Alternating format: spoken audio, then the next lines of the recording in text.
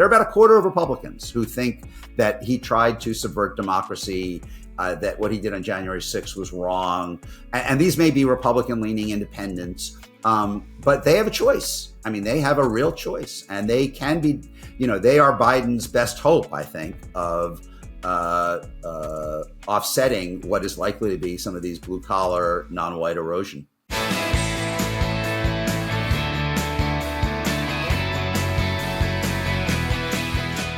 Hello and welcome to the Bulwark Podcast. I'm your host, Tim Miller. It's the Friday. It's the weekend show. I'm delighted to have Ron Brownstein, senior editor of The Atlantic, senior political analyst for CNN. His most recent book, Rock Me on the Water, 1974, the year LA transformed music, movies, television, and politics.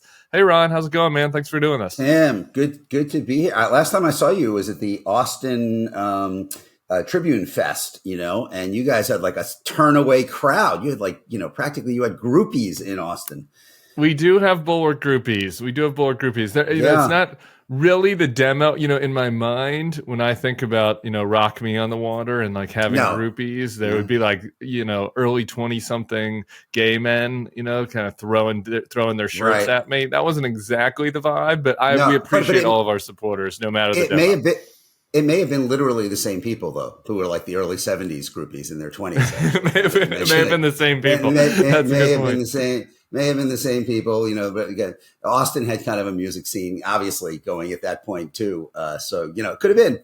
Anyway, good to be with you. It definitely could have been. I will say, obviously our core base is the Never Trumpers, but we definitely have a lot of Democrats, center-left Democrats who are kind of warily eyeing their younger brethren. They're like, I don't know, I like these former Republican guys. Anyway, Ron, the other side of the realignment is where I want to start. And we have a ton of news. We'll get into no labels. We'll get into the actual news of the day. But I was teaching a study group at USC about realignment and about what's happened with the Republican Party.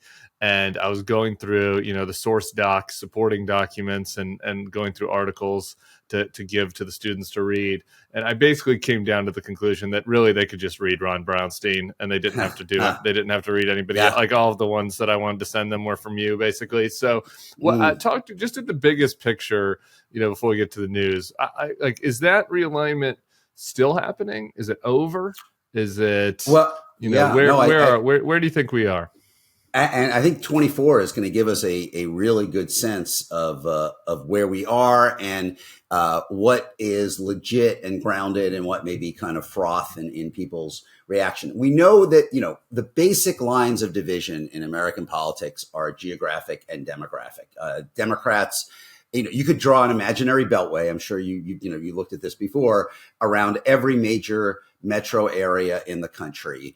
And generally, Democrats are doing better inside that imaginary beltway, and Republicans are doing better outside of it. And Democrats, still win the vast majority of minority voters, and they are winning an increasing share of college-educated white voters. They're running better among those voters than they ever have.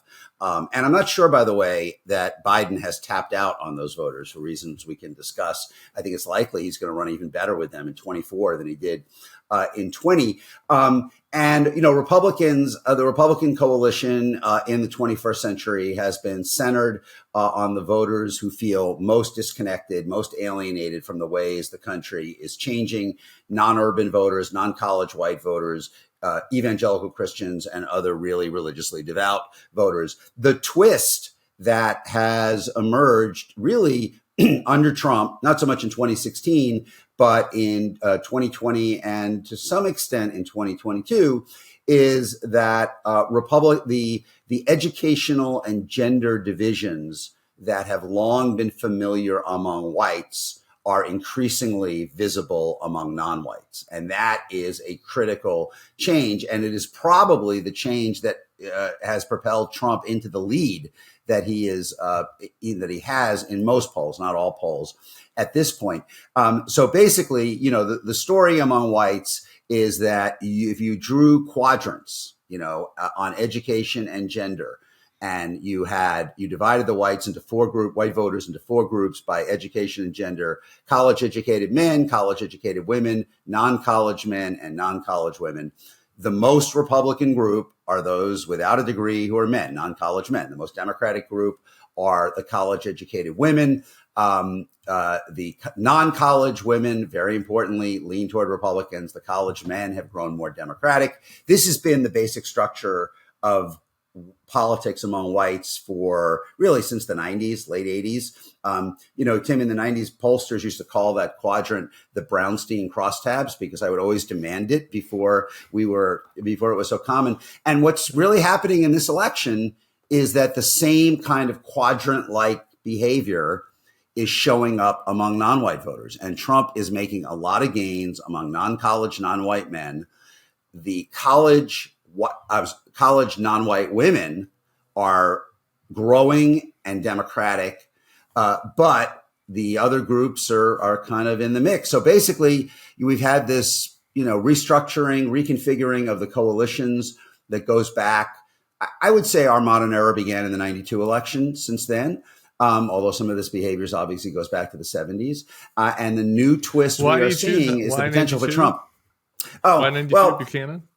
Yeah, no. Really, Clinton's victory. I mean, like Clinton, the suburban places that we think of now as kind of core Democratic places, Oakland County, Michigan, Montgomery in Delaware, in Pennsylvania, even Bergen in New Jersey, Santa Clara, which is Silicon Valley, all of those places voted 6-for-6 Republican from 68 to 88. It's really hard to imagine that world, where the Republican presidential candidate was winning Bergen County, New Jersey, and Fairfield County, Connecticut, and the suburbs of Philly and Oakland County, which is the white collar suburb of Detroit, suburbs of Minneapolis.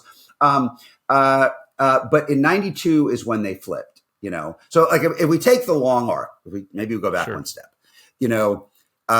from the 30s through the 60s, Democrats ran, even into the 70s, Democrats ran better among voters without a college education than voters with a college education. That was the New Deal political alignment.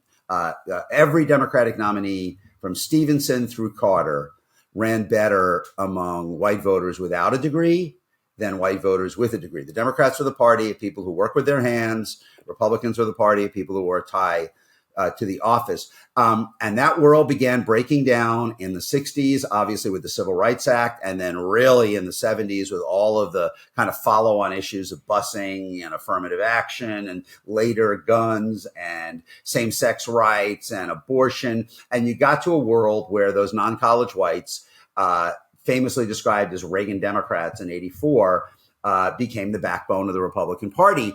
It took about 20 more years for the reverse to really kick in, which was the college-educated whites leaning toward Democrats. And Clinton, as I said, in 92, winning a lot of these white-collar places that previously had been Republican. And basically what we are seeing in the Trump era is this same pattern, somewhat surprisingly, applying to minority voters, where non-college men in particular are proving, showing a lot of disaffection with Biden, showing more willingness to vote for Trump, and Biden depending on college-educated voters in the non-white community in much the same way that he is among whites. So that's what we got. We got kind of this educational realignment with gender tremendously important within it, and race still important. I mean, the non-college non-white men are not the non-college white men in any way, like in any of their attitudes or voting preferences,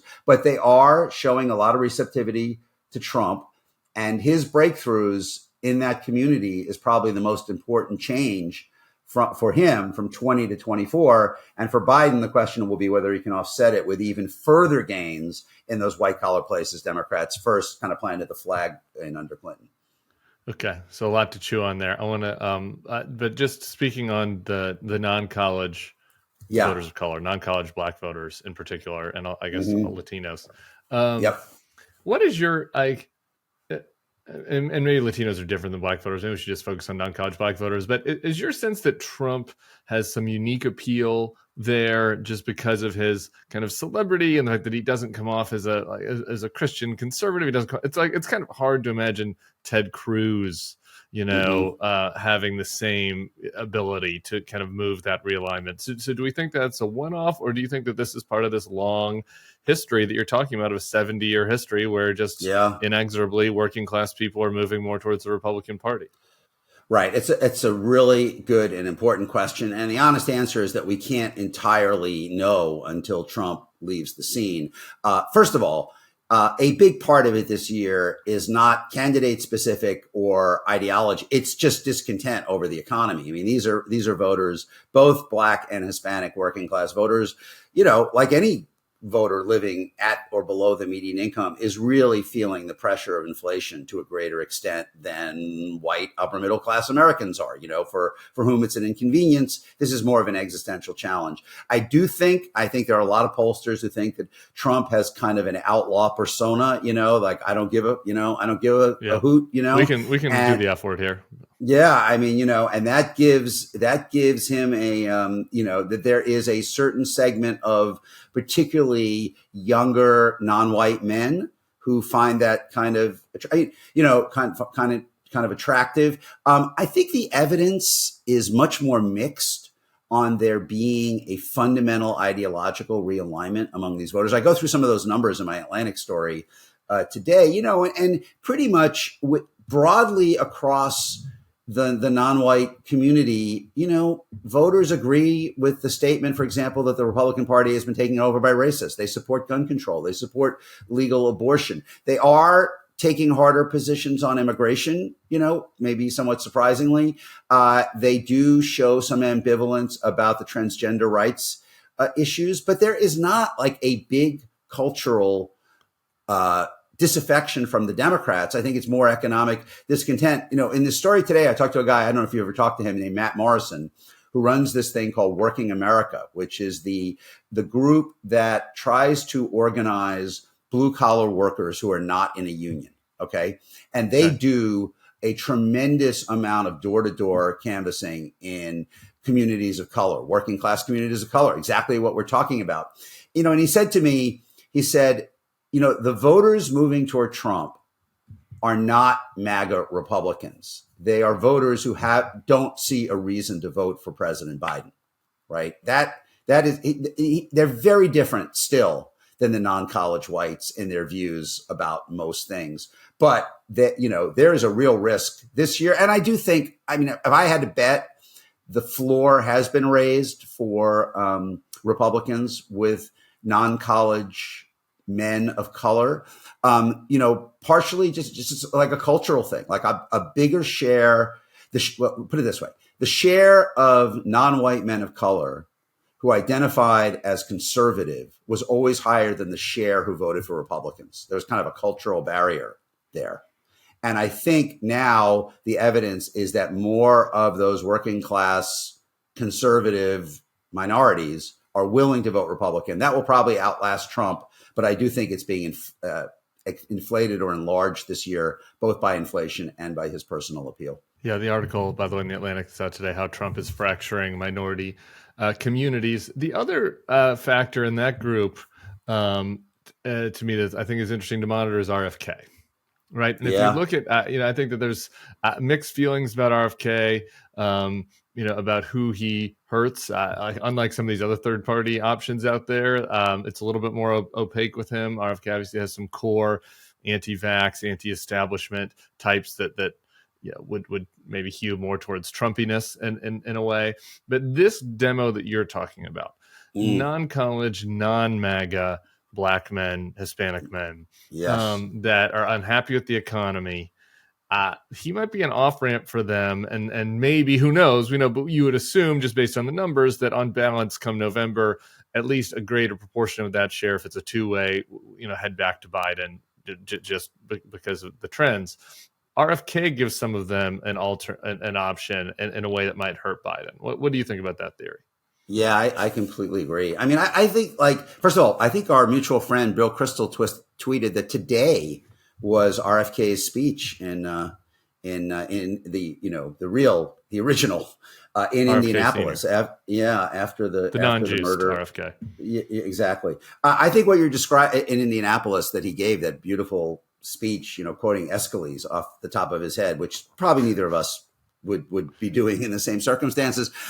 Maybe Crystal. Crystal could maybe do that. That's maybe do that. Yeah, on the back of a truck. I think David Broder was there. Pretty sure David Broder was physically there when RFK gave that speech in the Indiana primary in 1968.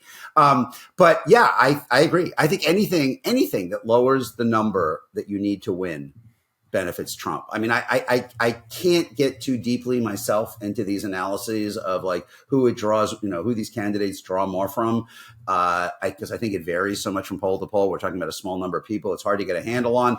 What I think is likely is that although I know there are some polls with the exception define the opposite, I still think it's hard for Donald Trump to reach 50% of the vote. And whatever makes it more possible to win without 50% of the vote, I think in the end benefits him. And I think RFK is a very logical landing point for some of these voters we're talking about, particularly younger Black and Hispanic men who've never, warmed to Biden. Let's go back to 2020.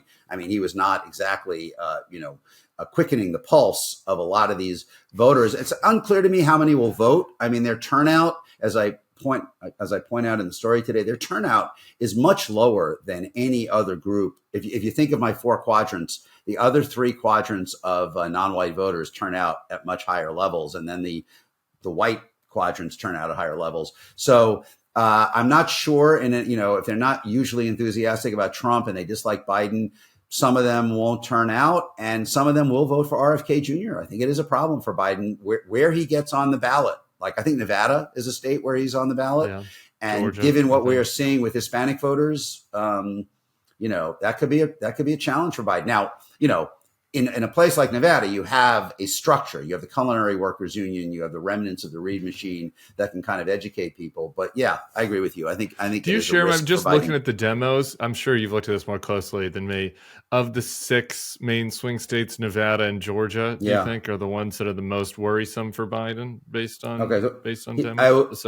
I will give you a preview of what I'm writing for Monday. I mean, the paradox here is that Biden is doing better in the states that are less diverse, right? I mean, that's, essentially, if you look at the swing states, you've got Michigan, Pennsylvania, and Wisconsin, which were famously part of what I called in 2009 the Blue Wall, right? So the Blue Wall, go back to the January 2009 National Journal, which is where the concept was introduced. It was 18 states. It wasn't just the Midwest. It was 18 states that had voted Democratic in every election since 1992. And ultimately, all 18 of them voted Democratic in 6 straight elections, which is 92 to 2012, which is the most states Democrats had ever won in that many consecutive elections. But in 2016, famously, Trump dislodged Michigan, Pennsylvania, and Wisconsin from the Blue Wall. And that was why he won.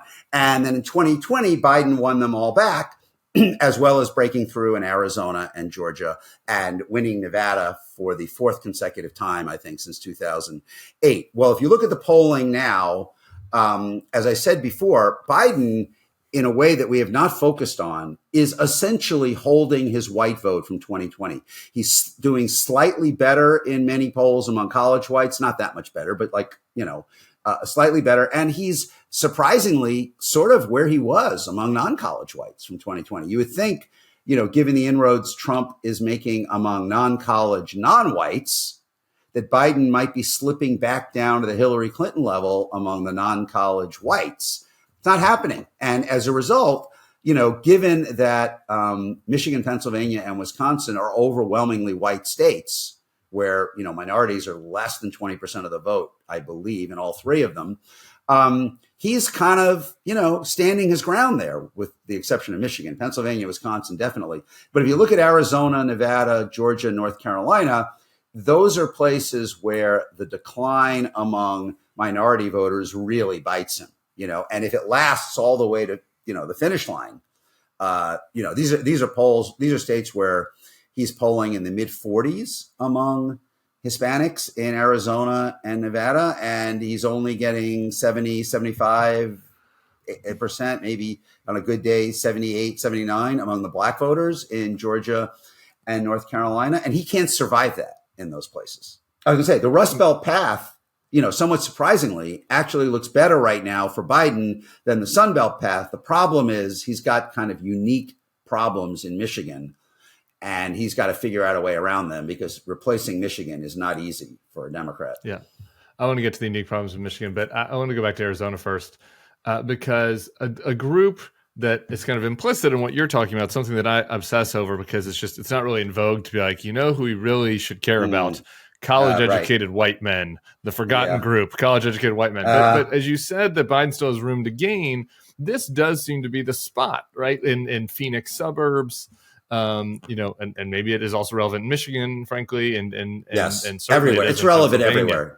Yeah, but especially if you look at Arizona, it's like, okay, well, how is he going to do it? Well, he's going to do it winning over. They already made some progress, but there is more meat on the bone, I think, of the Flake, McCain, Ducey, college-educated men. A lot of their wives are already voting Democrat, but these college-educated men, some of them moved to Biden in 2020. I think he can gain even more in that group, and that is where he offsets some of these losses. And that's right. So, well, first of all, I think, we forget that Dobbs and January 6th both happened. It's easy to forget. They both happened after the 2020 election.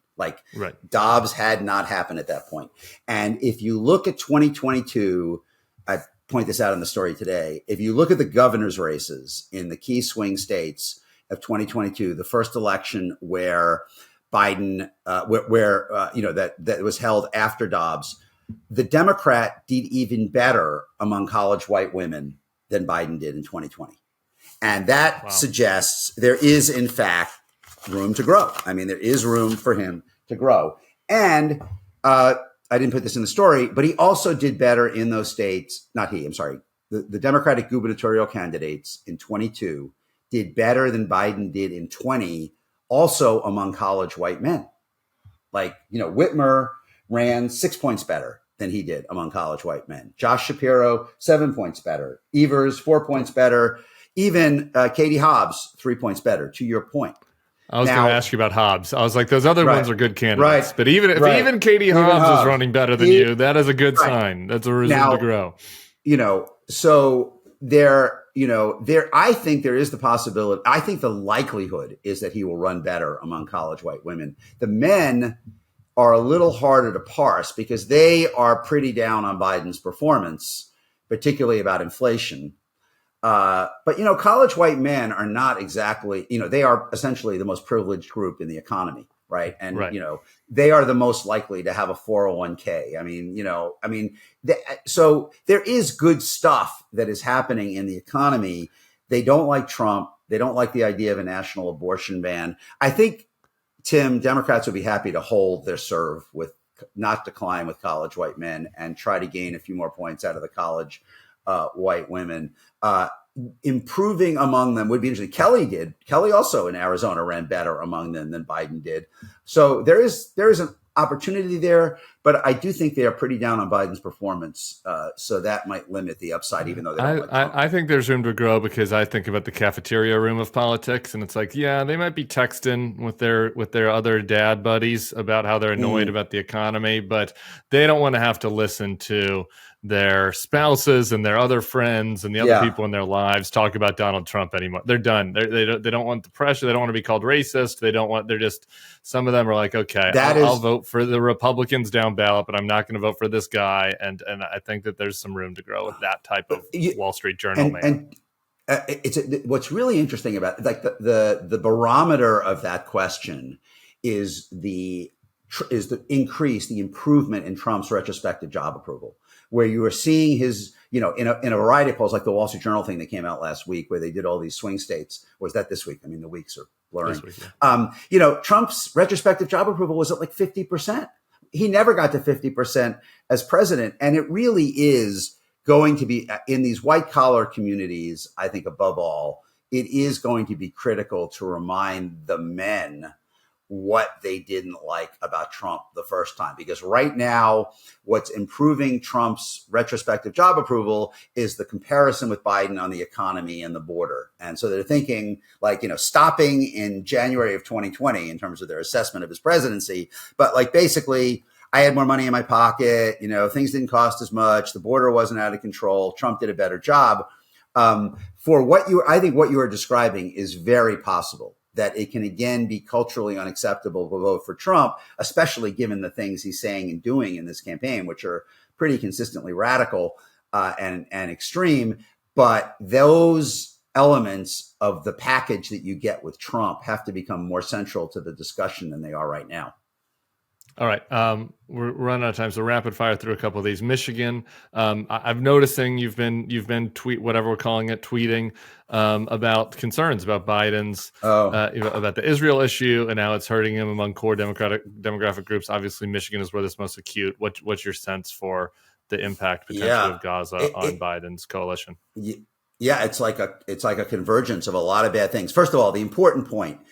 Wisconsin was literally the tipping point state in both 2016 and 2020. If you rank the states from most Democratic to most Republican, it was the 270th electoral college vote for Trump in 16, and then the 270th for Biden in 20. And I don't know about you, but I think a lot of people began this year thinking Wisconsin is again the tipping point state, but it doesn't seem to be. Like Pennsylvania and Wisconsin have moved slightly on the blue side of the line, I think, largely because of the suburban realignment that we're talking about and the unbelievable vote margins that Democrats are getting out of Dane County, which is Madison. And Michigan now looks like the tipping point state to me, where Biden has a better chance than he does in Arizona or Georgia, but not as good a chance as he has in Wisconsin or Pennsylvania. And in Michigan, you've got multiple vectors kind of squeezing him. The potential for less enthusiasm, less turnout, lower margins in Detroit. The problem, which is real among Arab American voters outside of Detroit. And because of all the activism there, Tim, around the issue, it's more in the news. It's more in people's face than it is in most places. Which could impact Ann Arbor and younger voters. Yeah. You took the words right out of my mouth. That's what I was going to say next. It could impact Ann Arbor and younger voters. And then finally, Trump's campaign that EVs are going to destroy the auto industry, right? Which has a threat to blue collar white workers. Now, Biden didn't win that many of them to begin with. Last time, it's not like he won half of non-college whites in Michigan. But you add all of this up, and Michigan looks really tough. It looks like Heartbreak Hill if he loses. If he loses Michigan, by the way, what replaces it? Georgia would replace it. That's tough. North Carolina would replace it.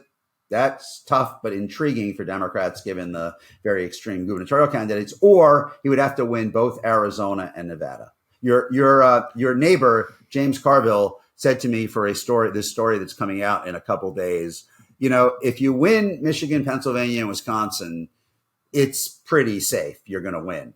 If you don't win any of them, especially Michigan, you're kind of looking at an inside straight at that point. I mean, that's how important these states are for Democrats. Yeah, I feel better. The Arizona thing, I just spent so much time there during the midterms, and I know that the border has gotten worse since then, but man, Katie Hobbs, God love her. She seems like a fine person, but she ran a disastrous campaign. And for her to win just makes, and the way that Kelly won, I don't know, I feel a little better about Arizona. Okay, the no labels thing. Real quick, Tim, real quick. The challenge is, though, if he loses Michigan, he has to win both Arizona and Nevada to make up for it. Arizona alone doesn't. That's where it gets a little daunting for him.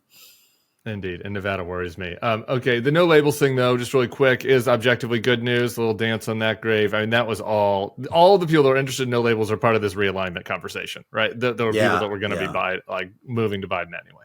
Yeah, I mean, right. I think no labels clearly would have hurt Biden. And the whole thing was kind of ridiculous. I mean, their means, were not only not productive for what they said they were trying to do, it was counterproductive. The whole thing was just kind of, really absurd at some level, but dangerous in the sense of for Democrats. I agree with you. I think these, unlike some of these other like Cornel West or especially RFK Jr., no labels, I think, would have been some of these traditionally Republican Haley voters, basically, who can't abide Trump. All right. So finally, circling back to the first question, because this is our shared obsession.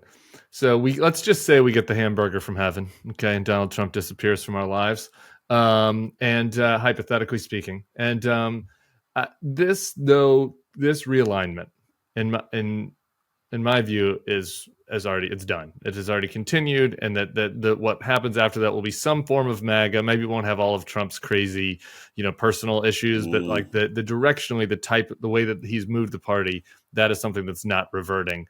To what extent do you agree with that thesis? Yeah, I agree.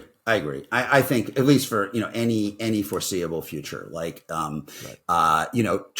Trumpism is self-reinforcing, as you see in their coalition, the voters who are most uneasy with it are leaving the party, and are less likely to participate in primaries,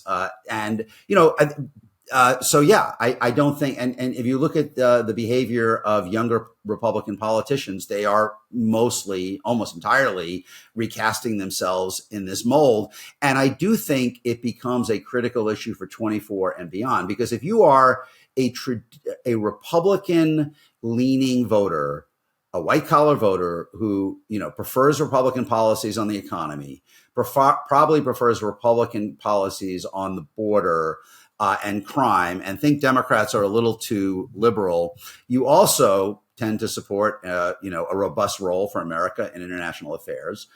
You're not as wild about mass deportation as about stiffening the border. You don't like the open racism and, appeals to racial resentments that Trump puts out. And what you are being shown very, very unequivocally this year is that you are the subordinate minority in this party.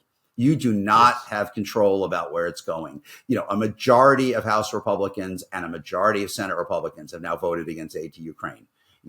They are almost universally forgiving January 6th, and so on. And so those voters, are really, they face a critical choice. I mean, do they give their votes out of kind of either ancestral loyalty or a belief that Democrats are, in fact, these crazy loons are going to destroy the country, to a party that is unequivocally moving in a direction that sublimates everything they prioritize, except for maybe tax cuts. They might come together on tax cuts.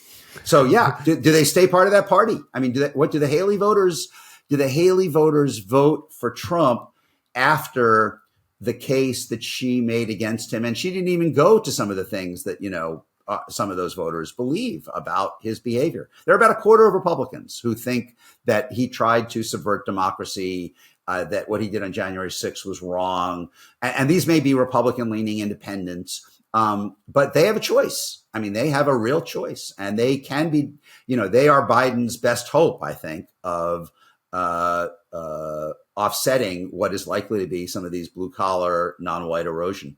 That is a key question. That's a great tease, because that's what we're going to be talking about on the Bulwark Podcast all year. So thank you so much, Ron Brownstein, for pulling it together after Bruce Springsteen last night. Yeah. Thanks for being on the Bulwark Podcast, and we will be having you back, I hope, later this summer.